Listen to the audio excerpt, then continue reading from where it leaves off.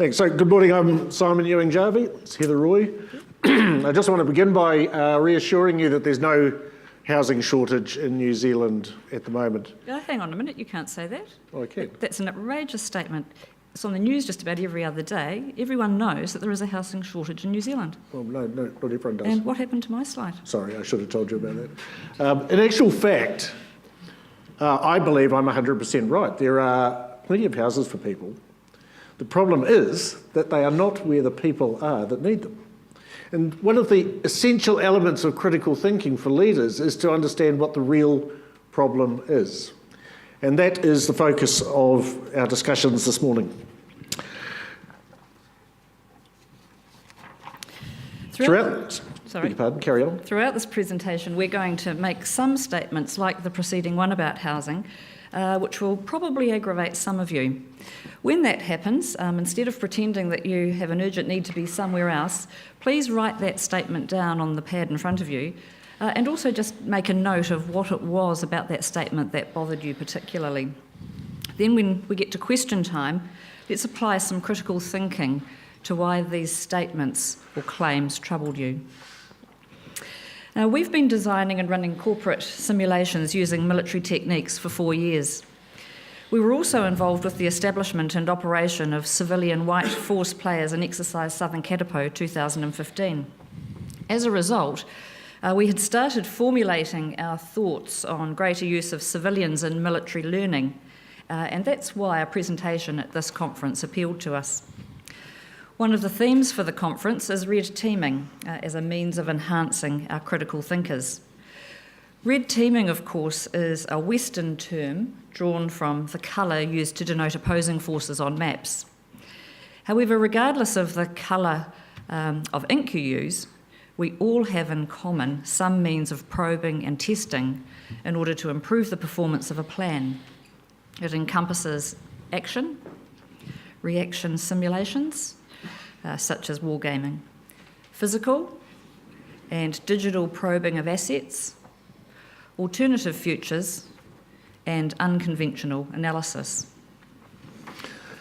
Now, for decades, leadership and management techniques have migrated between the military and the civilian world. Business wargaming is an example of this, and that's the area in which we consult in worldwide. Field Marshal von Moltke, the elder, quite right, is known for writing that no plan of operations, hang on, I've been defeated by a button, no plan of operations extends with certainty beyond the first encounter with the enemy's main strength. Most of us know that as no plan survives first contact with the enemy. Now, just as von Moltke observed, no organisational plan survives first contact with the marketplace either.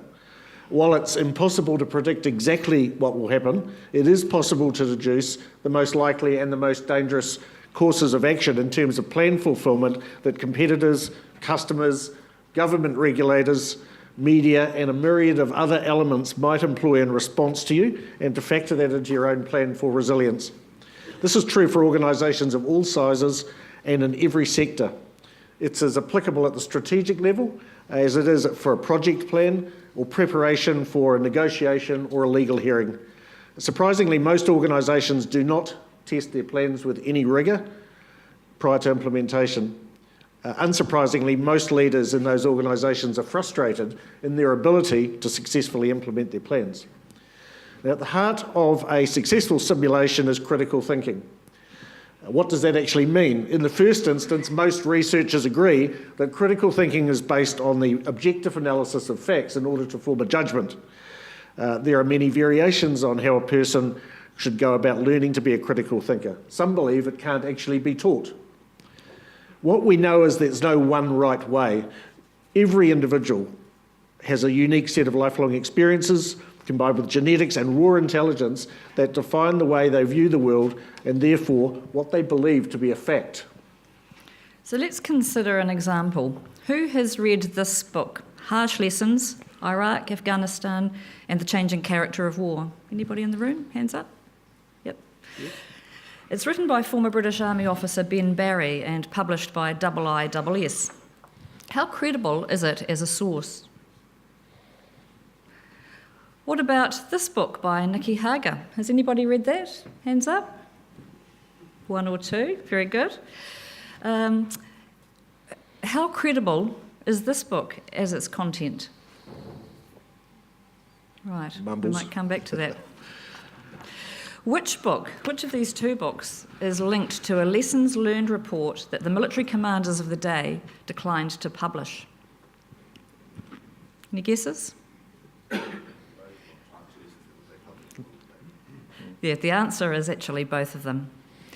Why would you not study in detail something that represents a clear asymmetric threat to your organisation? So this highlights the effect of organisational culture on thinking. To think differently to the way an organisation does things around here creates cognitive dissonance. That causes discomfort for people. And how is it that really bright people can sometimes be really stupid, can be quite competent in one area and incompetent in another area within their own sphere of responsibility? How can a tactical commander develop a plan that requires logistics that simply aren't available? And why don't subordinates point out the flaws in the thinking? One reason is that the day-to-day effect of any organisational culture, military or civilian, is so powerful as to completely overwhelm and overshadow any experience an individual has if they want to remain a part of that group. Culture is like an invisible Pac-Man that eats anything that's not like itself. In a defence force or a security agency environment, openly challenging analyses, conclusions, or decisions is generally career limiting. Difficult decisions, ones that an individual might not wish to make, are easily taken within a group. You might be relieved to know that there isn't much difference in the civilian organisations that we work with, but that doesn't make it right. The problems of homogeneity of thinking, groupthink, and submission to the opinions of seniors still negatively affect outcomes. In this context, is there any point in red teaming a plan? An internal red team, in our view, is by default captured and therefore is of no use. I think we'd probably get agreement from US Marine Lieutenant General Van Riper, who was the Red Team commander for Millennium Challenge 2002, a major war game and conducted by the US Armed Forces, adopting an asymmetric approach. He, with an inferior Red Force, destroyed a carrier battle group in the first 2 days. After the simulation was restarted, with different parameters, he claimed that the war game had been fixed to falsely validate the current doctrine of the US Navy and quit the role. Others claim that he went rogue on the original instructions. We'll never know the truth. In most business wargame examples worldwide, other than computer-generated simulations, the red teamers or players representing the market elements are provided by other company staff, sometimes by professional service providers to the client, such as public relations, advisors, lawyers and accountants, or in some cases, paid actors. This approach has two drawbacks. First, there is little potential for revealing fundamental flaws in a plan that everyone has a stake in. Organisations are notoriously lacking in objectivity when it comes to analysis of internal strengths and weaknesses, and often unrealistic about external opportunities and threats. Secondly, this approach adds significant cost to the conduct of the business wargame. In order to offset these limitations, we have established a member-based organisation that we call the Black Swans, after Taleb's 2017 book, The Black Swan, The Impact of the Highly Improbable. Our Black Swans provide the market elements in a business wargame. They're selected and trained to explore and to test plans. I'm sure you can think of someone in your organisation that's done it all in terms of qualifications, courses and experience. In fact, you might be that person. What do you do to develop them, and where do self-employed specialists go to further their professional skills? Often the answer is simply to spend the annual training budget on sending them to a conference. Our Black Swans are the people I've just described. They range from retired or semi-retired directors and mid to senior executives right through to self-employed experts in every imaginable field or industry. They include a few ex-service personnel and some current reservists. All have a few things in common. They have vast general knowledge, They're excellent critical thinkers, and they're great in simulated environments. They undergo a half-day induction program, they sign a confidentiality agreement, and then they're ready to participate in a business war game. As far as we know, this organisation is unique in the world. Now, loosely based on De Bono's 6 thinking hats, the teams in a business wargame environment represent more than just red team competitors. They include government officials, consumers, advocates, media, and so on. Basically whatever the marketplace looks like and whatever the client needs. Sometimes we establish multiple blue teams with different briefs. One team might have to operate with normal company protocols, and another might be given a brief to act disruptively, unconstrained by the company's normal rules of business as usual. The teams of Black Swans probe the blue team plan, and in doing so introduce fresh perspectives and in thinking. How useful is it to form a red team, for example, to test the launch of a new pharmaceutical product using public servants, army reservists, IT consultants and the like? Well, the answer is it works superbly. They're not bound by organisational culture, and by virtue of not being specialists, they are entitled to ask apparently dumb questions, which usually get right to the heart of a problem. They have no investment or emotional attachment to the strategic decisions being made. They're quick learners who love researching a new industry, and they bring new perspectives from other industries. They're a fresh set of eyes. To further enhance the cross-pollination of thinking, we move some of the client's key people into other teams and vice versa with the Black Swans. The General Manager of Strategy, for example, will defend their plan to the end if left in the client team. So we move her to a competitor team where she is forced to attack her own thinking. Equally useful is involving some of the bright young staff who are seen as rising stars. We often identify them but don't give them much opportunity. You know from your own experience that if a junior officer were to tell their commanding officer that the plan had more holes in it than Kim Kardashian's latest ball gown, they might be considered a bit mouthy at best. It's no different in the civilian world, and so we make it okay for these people to learn and challenge by placing them in competitor, customer or regulator teams. So can critical thinking be taught? Well, certainly there's plenty of people making a good living off teaching it, but that's not the same thing. Let's examine the components. Critical thinking requires both the mindset, the opportunity, and the application of some techniques. The techniques can be taught, and this ties in nicely with what Ryan was referring to in the framework earlier. But the mindset and the opportunity can be problematic. In effect, it's a life choice, a personal philosophy of dedication to lifelong learning and actually living in the world. It's the constant pursuit of knowledge, and most importantly, having an open and honest conversation with yourself, because experience without reflection is not much use. Only by knowing yourself well can you make any use of knowing your opponent, and I'm sure that if I had had the opportunity to discuss this with Sun Tzu, he would have changed his quote. So, using the basic building blocks of Hertzberg's human performance formula, I can hear someone groaning, God, a social scientist has developed a formula.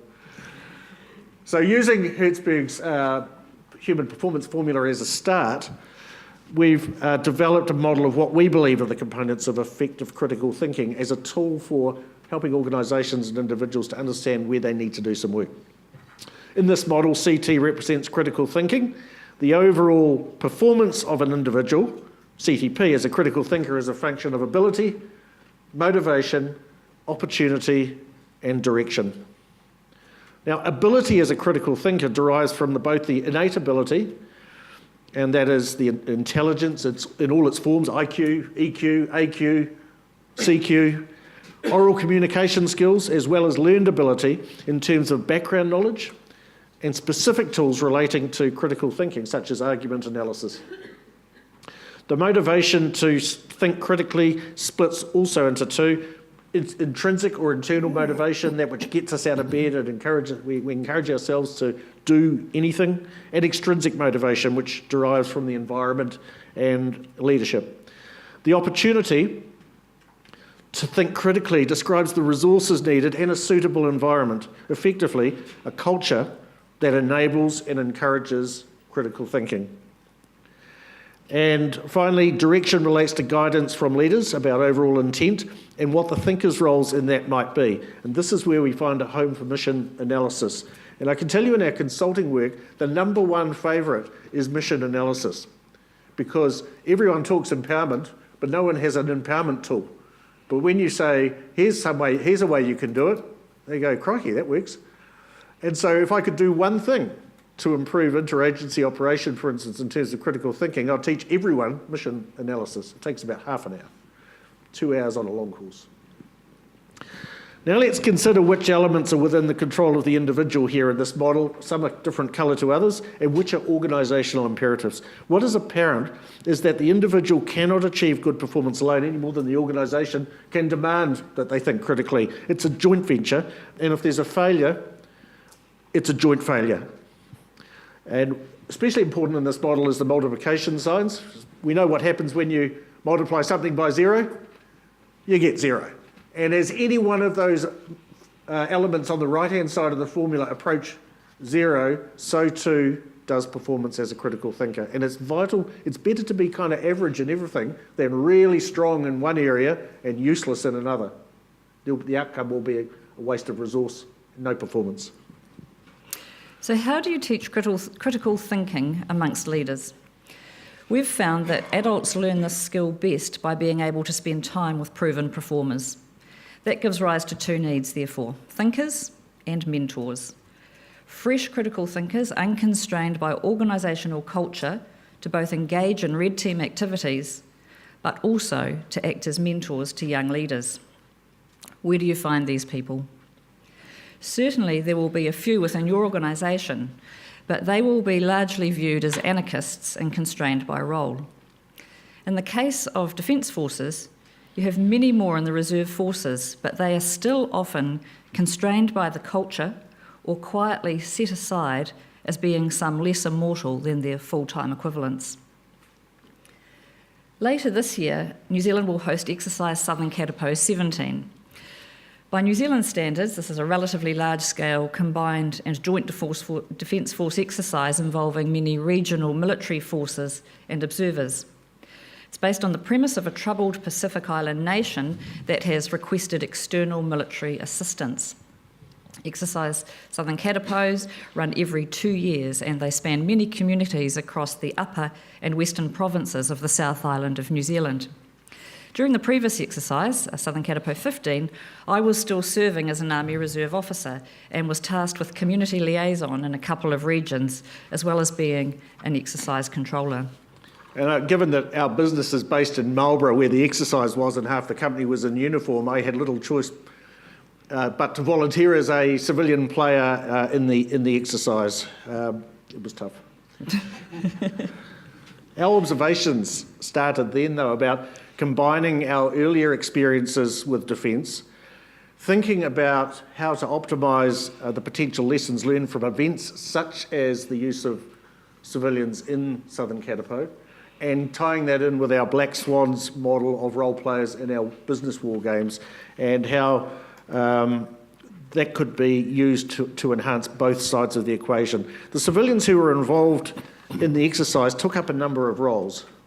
So for one part of the exercise, I recruited 120 tourists, comprising whole families, a scout group, school parties, and other interested individuals from the community who volunteered to camp overnight on a remote beach as internally displaced persons at a Red Cross processing centre.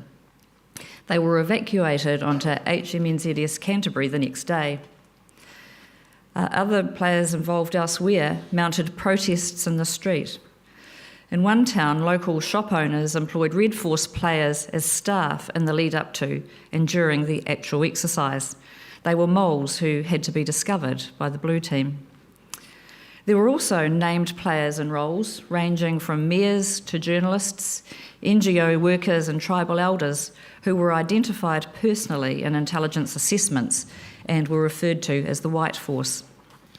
As part of these activities, a simulated smuggling operation was running guns, explosives and drugs between the harbour and a Red Force camp in the Marlborough Sounds. And the courier vessels were all privately owned. The smugglers ranged in age from mid-50s to late 60s, and the smuggling operations went largely undetected by the Blue Force. And at the debrief, the Blue Force commander in the area looked surprised to discover the extent of the operation. His comment was that they were told to look for males of fighting age. And of course, we were all old greybeards. The Simicon cell intelligence was onto us, and we're feeding it in, but it wasn't getting into the echelon intelligence network. So unsurprisingly, a vast amount of skill, knowledge, experience and goodwill was assembled at no cost. The willingness of people who participated in Southern Katipo 15 to re-engage this year is obvious. I can't go into that town at the moment without being asked by somebody when the next exercise starts and can they play their old role again. So why not engage them in the intervening period instead of for a few weeks every 2 years? We believe that our Black Swans organisational model could easily be replicated for defence and security agencies through the creation of a standing white force. A small amount of introductory briefing is actually all that's required. They don't need uniforms, barracks or pay. They could easily be engaged via existing reserve force structures without all the trade training. Through having a service number, they could be moved on service transport, accommodated and catered on bases during activities when needed. It would undoubtedly strengthen links between agencies and the community. Some of these people would make excellent red teamers and offer good professional development opportunities for some of our young leaders. Others might choose to simply keep being civilian role players. Either way, the potential benefits to your organisational learning are huge and the risks minimal. We believe that the total defence workforce model could easily be changed to include a standing volunteer white force of civilians. This would provide the diversity of thought, mentoring and consideration of alternate approaches that will lead to better critical thought, planning and outcomes. Imagine the benefits of having a pool of people to call on when you need them, the right people at the right time, either for exercises or in real time. But in order to gain best utility from this group, they do need to be well informed and educated between events. This group, of course, would be a national asset and belong to NZ Inc., available to any arm of government to provide red teaming, mentoring, role players or anything in between. They're the best short-term hope, in our opinion, for bridging the silos of national security without significant cost or change in political will. Finally, no conference of this sort would be complete without a cool German word to take away our news. And so this is it, Kriegspiel, war game, and we look forward to Kriegspieling with you at some stage in the future. Thank you.